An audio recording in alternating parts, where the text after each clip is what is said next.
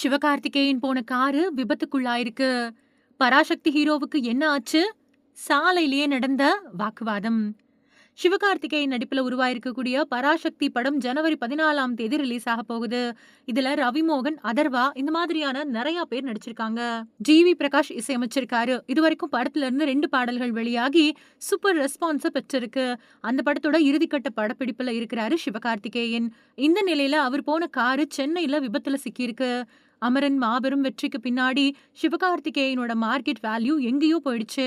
அவரை நம்பி எப்படிப்பட்ட கதையை வேணாலும் கொடுக்கலாம் அப்படிங்கிற எண்ணத்தையும் அந்த வெற்றி மற்ற இயக்குனர்களுக்கு கொடுத்திருக்கு.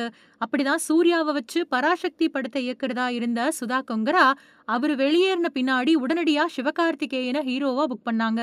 இந்த படம் தமிழ்நாட்டுல ஹிந்தி திணிப்புக்கு எதிராக நடந்த மாணவர்களோட போராட்டத்தை பத்தியும் அந்த போராட்டத்துல உயிரிழந்தவங்களை பத்தியும் அடிப்படையா வச்சு உருவாக்கப்பட்டிருக்கிறதா தெரியுது. படத்தோட டீசர், போஸ்டர்கள் எல்லாமே கூஸ் பம்ஸா இருக்குது.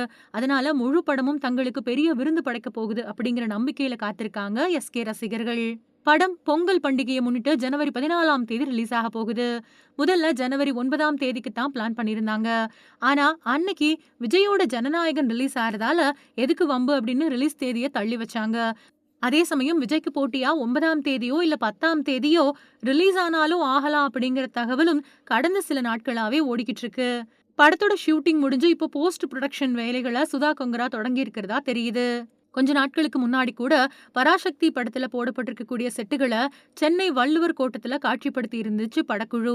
அந்த விழாவில் சிவகார்த்திகேயன், சுதா கொங்கரா மாதிரியானவங்க பராசக்தி படத்து மேல அபரிமிதமான நம்பிக்கை வச்சு பேசினாங்க. கண்டிப்பா இந்த படம் தரமான சம்பவம் செய்யும் அப்படின்னு நம்பப்படுது.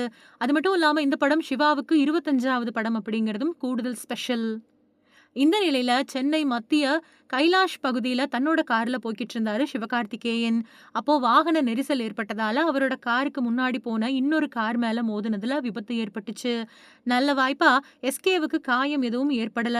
இன்னொரு காரை ஓட்டிக்கிட்டு போன பொண்ணு சிவாவோட கார் ஓட்டி வந்தவர்கிட்ட வாக்குவாதத்துல ஈடுபட காவல்துறையினர் வந்து சமாதானப்படுத்தி வாகன நெரிசல் எதுவும் ஏற்படாம அங்கிருந்து 2 தரப்பையும் அனுப்பி வச்சாங்க.